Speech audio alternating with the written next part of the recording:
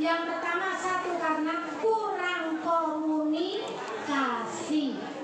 Nuwun sewu, kita selaku keluarga besar, apakah setiap hari kita berkomunikasi dengan keluarga kita? Tidak, saya katakan tidak. Karena apa? Aku ngerasa kayak dewe. Paling kita silaturahmi hanya dengan anggota keluarga kita. Dengan anggota keluarga yang lain, kadang-kadang kita tidak sempat. Oleh karena itu, marilah di hari yang fitri ini kita kembalikan silaturahmi kita, keniatan kita untuk mempersatukan hati-hati yang kemarin itu boleh dikatakan agak retak, agar kita menjadi utuh kembali. Aku Pak takon cocok nopo mboten? Kira-kira cocok nopo mboten? Nek mboten cocok ya mengko tak condengi siji wis ora cocok. Berarti kudu dikaji ulang. Karena kan nggih? Nomor kali. Karena apa silaturahim kita bisa tidak ada komunikasi? Karena masing-masing punya kesibukan. Maka hari ini alhamdulillah kita meluangkan waktu untuk bersatu. Maka satukan hati kita di sini. Kita satukan pemikiran kita di sini bagaimana menuju ke depan. Karena hidup itu tidak hanya berlaku pada masa yang lalu saja, tapi berlaku pada 3 fase. Yaitu pada masa lalu, pada saat sekarang, dan pada masa yang akan datang. Masa lalu tadi sudah saya sampaikan, kita banyak tidak berkomunikasi. Kita tidak saling bertegur sapa secara langsung. Alhamdulillah ada grup WA. Walaupun kadang-kadang tidak maksimal dalam kita mempergunakan media itu. Karena apa? Ternyata banyak yang masuk grup tapi hanya nginjen ya. Saya kadang-kadang memang berkomentar, sing do nginjen bakale do timbilen. Ora peduli, pokoknya yang penting nginjen. Dimintai komen ora podo komen, tapi mengko di belakangnya pada gelendeng, tapi sing aneh. Maka mari yang seperti itu jangan sampai kita ulang lagi. Ini harapannya seperti itu, ya. Hari ini adalah hidup kita yang kita hadapi. Bagaimana hari ini kita bisa hadapi hidup? Itulah wujud daripada kita bisa melalui hidup kita. Nah, oleh karena itu yang selanjutnya kita harus menatap ke depan. Ke depan bagaimana? Iya, ini bari SMP ngarep kuwi bodo ngarep atau pada periode berikutnya kira-kira apa isih eksis apa ora? Isih eksis apa ora? Isih bisa dilakoke apa ora? Isih dianake kegiatan silaturahim apa ora? Karena apa?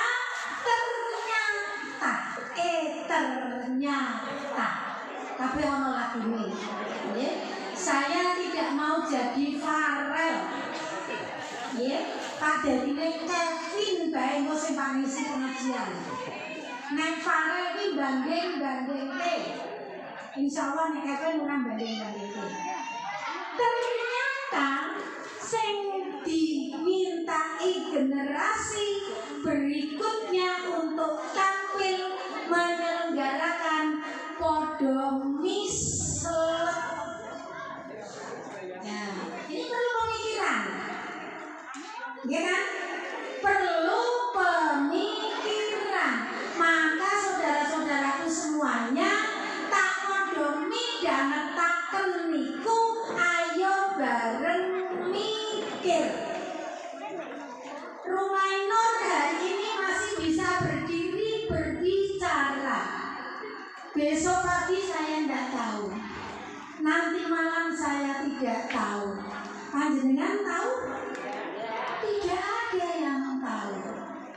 Maka kita mengharapkan generasi-generasi berikutnya monggo siap-siap untuk menerima estafet.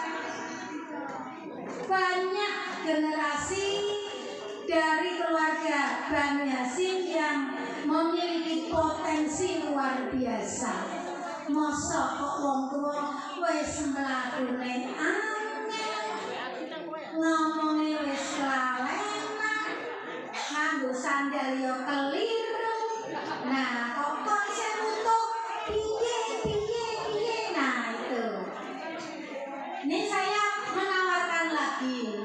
Wahai generasi muda, sanggupkah kalian menerima estafet keberlangsungan Bani Hasyim ini? Yo, si muda, jawab. Sanggup?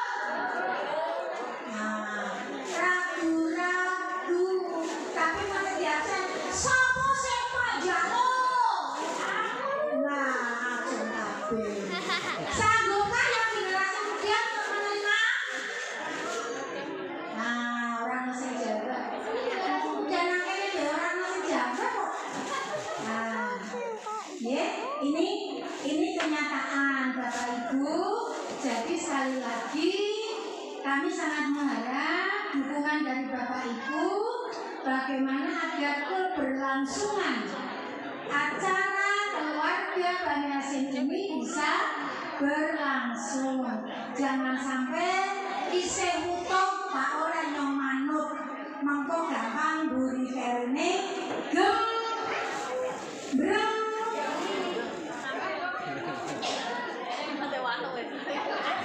Sampai waktu tandane pun wayahe waktu. Kemudian selanjutnya tadi dalam ayat yang saya bacakan di awal, yaitu Al-Quran surat Al-Mu'minun, panjenengan apal sedoyo. Saya hanya membaca ayat 1 sampai ayat 4. Ini tangguh dasar bisa. Kalau diartikan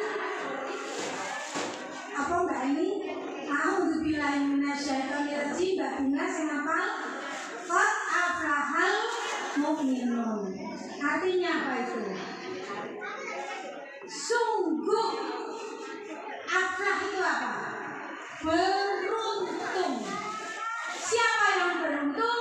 Yaitu al-mu'minun, orang-orang yang beriman. Saya tanya, kita semuanya orang beriman apa bukan? Bapak Ibu beriman? Beriman kepada Allah, beriman kepada Rasulullah, beriman kepada yang lahir.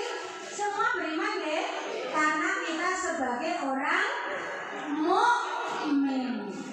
Nah, alladzina hum fi shalatihim khashi'un. Apa artinya? Yoki wong-wong sing di dalam sholatnya khusyuk. Bapak Ibu, sholat khusyuk itu piye sih? Aku namanya nanti bab sholate. Nggih. Akan tetapi saya ingin memberi motivasi bahwa kekhusyukan kita dalam sholat kita bisa dilihat dari bagaimana setelah kita melaksanakan ibadah sholat itu. Nggih. Nek wis bar sholat ki terus apa? Itu yang harus kita pelajari.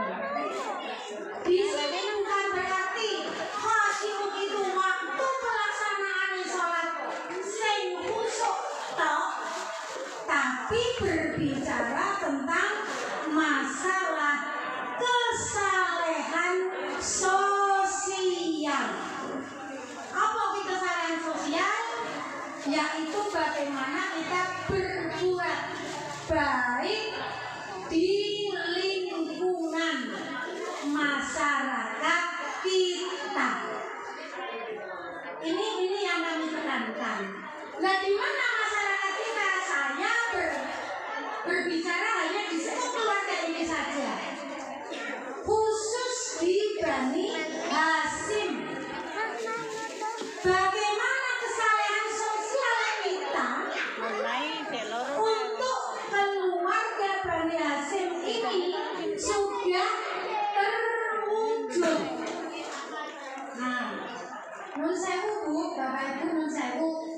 Iki Pak ngomongnya kan di sini akan saya kuwi.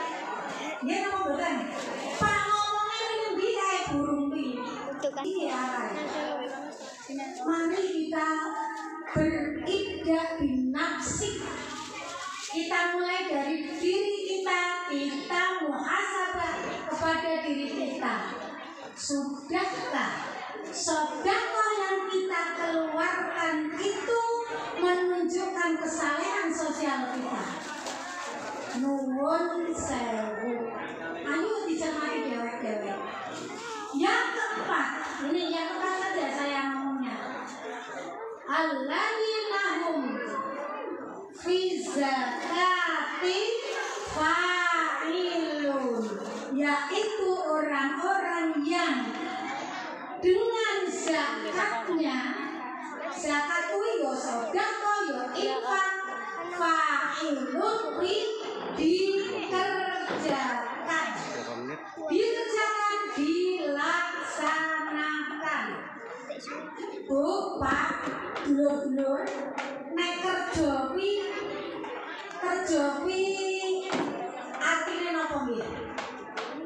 Nun sewu, kerja itu menurut panjenengan semuanya itu apa kerja itu? Kerja ini kan kepengin menghasilkan sesuatu nggih. Pingin entuk upah, pingin entuk tambahan rezeki atau pingin entuk rezeki dengan kerja. Sama dengan di situ kenapa dikatakan zakat kok dikerjakan itu bagaimana? Ini monggo kita cermati, kita pahami. Sing jeneng sedekah itu harus kita laksanakan secara terus menerus. Nek kerjane sedina, mangane sebulan, kira-kira nyandek napa mboten? Mboten. Kerja sedina, nggo mangan sedina biasa. Nggih, ukuran Indonesia lho niki, kecuali sing do duwe tambang. Nggo tambang dom, nggo tambang ayo plastik kecuali. Lah niki cobi. Dikerjakan secara terus menerus. Kula saiki katakan Bapak Ibu, sedekah wis terus menerus. Sampun. Nek wonten kenthong, wonten acara sing go gawe rutin, alah njaluk kok ben dino. Ya nek ini coba ini saya amati seperti itu. Nggih, saya amati seperti itu. Saya buka saja di sini. Kenapa kita tidak mencermati yang seperti itu? Nggih. Kayak contohnya ada kegiatan sosial setiap bulan yang ikut ngaji itu di situ ada kegiatan apa Mbak?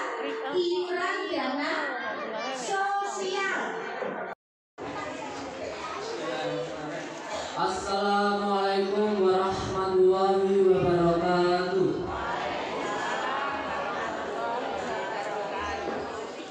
Alhamdulillahirabbil alamin wa bihi nasta'in wa ala umuri dunya waddin. Wassalatu wassalamu ala asrofil anbiya'i wal mursalin sayyidina wa maulana Muhammadin wa ala alihi wa sahbihi. Rabbi shrah li sadri wa yassir li amri wahlul 'uqdatam min lisani yafqahul qawli, amma ba'd. Pertama, marilah kita panjatkan puja dan puji syukur atas kehadiran Allah Subhanahu wa taala yang telah melimpahkan rahmat, nikmat, hidayah serta inayahnya kepada kita semua sehingga kita dapat berkumpul di acara halal bihalal Bani Hashim di rumah Ibu Haji Nur Aini dengan keadaan sehat walafiat dan tanpa suatu halangan apapun. Sholawat serta salam tak lupa kita haturkan kepada junjungan Nabi besar kita, Nabi Agung Muhammad SAW yang telah menuntun kita dari zaman kegelapan menuju zaman terang benderang dari zaman jahiliyah menuju zaman Islamiyah seperti zaman sekarang ini. Tak lupa saya ucapkan terima kasih sebesar-besarnya pada MC karena telah memberikan saya sedikit waktu untuk menyampaikan pidato sedikit berjudul silaturahmi. Tentu tidak asing bagi kita semua sebagai umat muslim, apalagi di hari raya Idul Fitri ini. Silaturahmi sendiri berasal dari bahasa Arab yang diambil dari kata silai yang artinya hubungan dan ar-rahim yang berarti kerabat. Dapat disimpulkan bahwa arti dari silaturahmi ini yaitu hubungan persaudaraan yang terhubung karena rahim atau darah. Namun demikian, makna dari silaturahmi ini cukuplah luas. Bukan hanya saudara sekandung, sedarah atau serahim saja, namun semua umat muslim di dunia ini adalah saudara. Allah Subhanahu wa taala berfirman dalam surat Al-Hujurat ayat 10 yang artinya sesungguhnya semua umat muslim itu adalah saudara. Maka dari itu kita semua umat muslim sudah sepatutnya untuk terus-menerus menjaga persaudaraan dan menjaga tali silaturahmi. Bapak Ibu yang saya hormati, manfaat dari silaturahmi memiliki banyak manfaat dan pahala yang melimpah. Allah Subhanahu wa taala menjanjikan orang yang menyambung tali persaudaraan dan silaturahmi dengan memperpanjang umurnya, memperluas rezekinya, dan mendekatkannya kepada husnul khotimah. Seperti diriwayatkan pada hadis oleh Imam Bazzar dan Imam Hakim yang artinya sebagai berikut. Barang siapa yang ingin memperluaskan rezekinya, dipanjangkan umurnya, serta dijauhkan dari kematian yang buruk, maka bertakwalah pada Allah dan menjalin tali silaturahmi. Hadis riwayat Imam Bazzar dan Imam Hakim. Bapak Ibu yang saya hormati, dengan adanya pertemuan di acara halal bihalal ini, semoga menjadi momentum kita semua untuk terus-menerus menjaga tali silaturahmi dan menjaga persaudaraan agar tetap harmonis, dan semoga bisa tahun depan bisa agak terus-terus.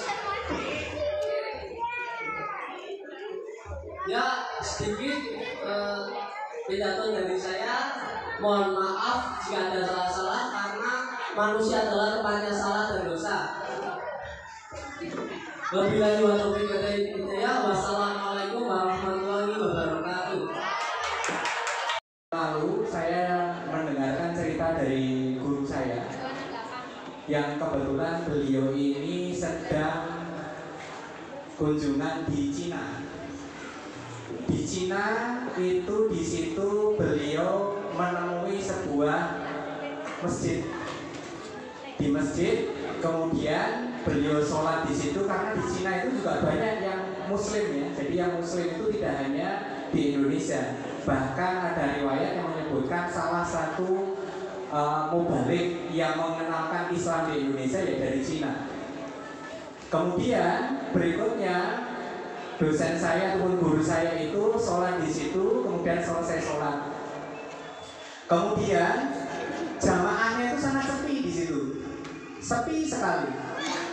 Nah, sepi-sepi tapi beberapa penduduk itu mengunjungi sebuah tempat di selasar ataupun di sebuah tempat di masjid tersebut. Apa yang dilakukan penduduk itu? Ternyata penduduk itu menyembah buntelan merah. Di seperti ini kan, sisi atau apa gitu ya. Pokoknya berdoa seperti itu sambil membawa kemenyan seperti itu. Kemudian setelah itu, loh di masjid kok ada persembahan seperti ini apa? Kemudian minta izin, guru saya tersebut minta izin sama imam di situ, boleh saya membuka bungkusan merah itu? Ternyata ketika, oh ya silakan dibuka. Karena kan ketika dibuka apa? Isinya Al-Quran. Ini adalah suatu hal yang luar biasa ketika ditanyakan, kok Al-Quran sekarang kok disembah? Disembah ini ceritanya di mana ini? Orang Cina memang sangat bisa menyembah bahasanya berhala dan sebagainya seperti ini. Kok disembah Al-Quran? Ceritanya seperti apa?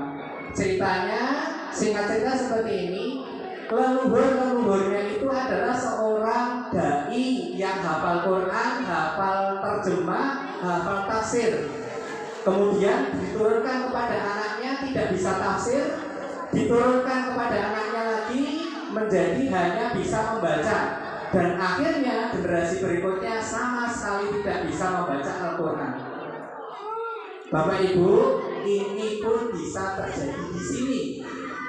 Kalau misalkan kita tidak menurunkan generasi ke generasinya lagi, sehingga memang sudah sangat penting. Tentu saja tadi yang sudah diriwayatkan oleh Mbak Rum tadi, kita inginkan di alam sana nanti generasi muda-muda kita itu betul-betul mendoakan kita dengan Al-Qurannya, dengan apa yang sudah dipelajari dari kita. Seperti itu. Sehingga sudah saatnya Bani Hasyim ini menurunkan beberapa musola ya. Beberapa tidak hanya satu kan di musola kita ini. Tugas kita bukan lalu membuat lagi, tetapi tugas kita akhirnya bagaimana meramaikan musola kita itu dengan ilmu-ilmu yang bermanfaat. Jangan sampai kok Bani Hasyim sudah dekat dengan musola tetapi tidak masuk ke musola. Itu sangat-sangat disayangkan. Karena itu marilah kita ajarkan ilmu Al-Quran, ilmu tentang keislaman itu kepada penerus kita. Itu saja yang saya kemukakan dari beberapa hal yang lalu. Semoga bisa menginspirasi saya dan saudara-saudara sekalian. Al-Fatihah. A'udzubillahi minasyaitonirrajim. Bismillahirrahmanirrahim. Alhamdulillahirabbil alamin. Arrahmanirrahim. Maliki yaumiddin. Iyyaka na'budu wa iyyaka nasta'in. Ihdinas siratal mustaqim, siratal ladzina an'amta 'alaihim ghairil maghdubi 'alaihim waladdallin. Amin. Ya Allah, ya Rahman, ya Rahim, ya Rahman, ya Rahim, ya Malikil Qudus, Salamul Mu'minul Muhaiminul Azizul Jabbarul Mutakabbir. Ya Allah, ya Allah, ya Rabbal Alamin, kami yang berkumpul di sini ini adalah orang-orang yang Engkau ketahui apa isi hati kami. Tidak ada rahasia yang dapat kami pungkiri, tidak ada rahasia yang kami tutupi. Semua yang di sini adalah saudara-saudara kami. Ciptakan kami agar bisa ukhuwah ini betul-betul langgeng, tidak pernah pecah oleh sedikit pun, sehingga leluhur-leluhur kami yang sudah meninggalkan kami tetap bahagia di sisimu, sehingga halal bihalal ini tidak hanya diselenggarakan di dunia, tetapi kokohkan sampai dengan akhirat dan ke jannah-Mu. Ya Allah, ya Rabbal Alamin, perkenankan kami untuk berdoa kepadamu untuk leluhur-leluhur kami yang sudah meninggalkan kami, dan kami yakin pun mereka hadir di sini dengan tersenyum gembira karena melihat anak cucunya bisa berdamai dan bersanding, bisa berdamai dan mendoakan mereka semuanya. Bismillahirrahmanirrahim. Allahumma fir lahum warhamhum wa'afihim wa'fu'anhum wa'wajibna qawlahum wa'sani jannat makrahum. Allahumma la tahrimna ajrahum wa la tahfina hukum wa la tahfina hukum. Rabbana atina fid dunya hasanah wa fil akhirati hasanah wa qina adzabannar. Allahumma inna nas'aluka imanan da'iman wa nas'aluka imanan da'iman wa nas'aluka ilman nafi'an wa nas'aluka yaqinan shadiqan wa nas'aluka afwa wal afiyah wa nas'aluka syukra ala afiyah wa nas'aluka inaimin nas. Allahumma taqabbal minna salatana wa siyamana wa qiyamana wa tahassuana wa tadarruana wa tamim taqsirana. Ya Allah, ya Allah, ya arhamar rahimin. Wa sallallahu ala sayyidina Muhammad wa ala alihi wa sahbihi wa sallam. Subhanaka rabbika rabbil izzati amma yasifun wa salamun alal mursalin walhamdulillahi rabbil alamin. Al-Fatihah.